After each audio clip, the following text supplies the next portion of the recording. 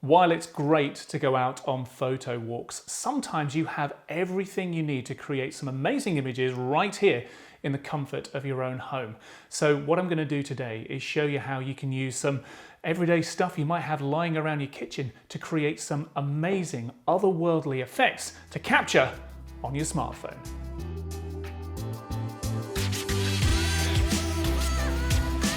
Science classes at school may have told us that oil and water don't mix, but I'm here to tell you that they do combine to create some amazing looking images. Let me chat you through my setup here. This is all stuff I've got lying around the kitchen. I've got a vase that I've part filled with water, not right up to the top. If you haven't got a glass vase, then maybe a jug or even a big drinking glass would do. I've got some paper that I've sellotaped together, put underneath the vase and then propped up behind it using a kitchen roll holder. I've got some oil. Any old oil seems to do. I think this is olive oil, but vegetable oil, sunflower oil, whatever you can get hold of. And I've got my smartphone. Now, my smartphone, I've got it mounted on a tripod because I'm going to need to be doing two things at once in terms of pouring the oil and then also taking a picture of it. So as well as mounted on a tripod, I've got the headphones plugged in so that I can press the volume up button on here and that acts as a shutter release. It means that I can literally pour and take pictures and I'm not having to dance between the two. The final thing is a light source. Now, these little lights are great. If you haven't got a dedicated little light, then a torch, a lamp, anything would do. And I'm just going to experiment with shining that on the vase as the oil drops in, but also on the background as well. Let's have a go. So what I'm going to do is pour some of this oil into the vase and then watch the droplets as they fall and then rise back up to the top. I've got my remote trigger set up on the camera because I'm going to be doing two things at once. One tip I have found really helpful is with regards to focus, because I don't want the camera to be hunting focus. These droplets move quite quickly. So just by putting my fork in the water and just tapping and holding on the screen, it locks focus. And this is more or less where I think those oil droplets are going to be rising and falling. Okay, so remote shutter at the ready, focus locked. Here's the oil. Let's give it a go. Oh, there we go. It's lovely. Oh, and a nice variety of bubbles there.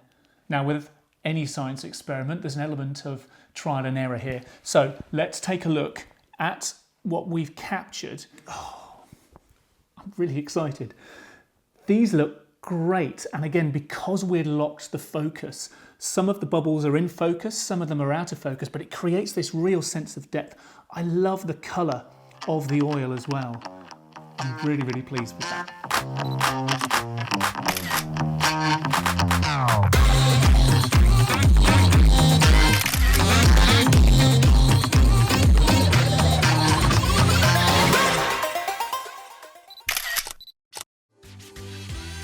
Got the smartphone set up on a tripod, nice and close to the jug of water. I've got my remote trigger, my headphones plugged in. So with the fork, I'm just going to check focus first of all, because that's the main thing that can impact your images. So just press and hold on the screen with the fork pretty much in the middle here. I've not filled up the jug right to the top. Lots of good reasons for that. One of which is that it might spill everywhere when you start stirring. Let's start. So, stirring round and round and round. Again, the globules of oil don't mix with the water, so you get this really cool effect. So, get that really excited. Remove the fork and start snapping. Now, to begin with, the globules are kind of all over the place, but after a while, they start to form this really interesting vortex, a bit like a beehive or something. There we go. It's just a question of timing because it does tend to go up and down. You might want to angle your phone a little bit further up. You see, I've got my topper frame just where the oil goes across the top. The other thing that I really like is it's going to have a good old stir around, but I'm going to take the phone out of the tripod. I'm going to shoot from top down and see what images we get in a different angle. Do not drop your phone in the water. So try and get the middle of the vortex right in the middle of your shot. There we go. Okay, just keep on checking focus because it's moving quite quickly in there and your phone might struggle to capture it. There we go.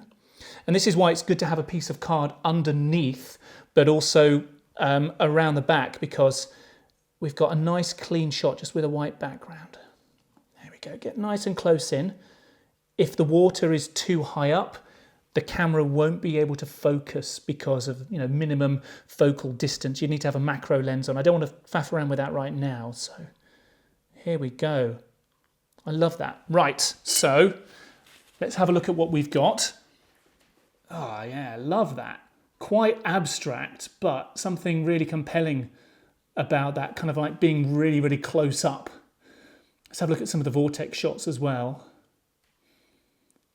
Oh yeah, there's the bubble shots. And you can see a really extensive, some of it's in focus, some of it's out of focus. It creates this real sense of scale. Even though it's not that big here, we're creating an image that could be filling a field or filling an entire sky.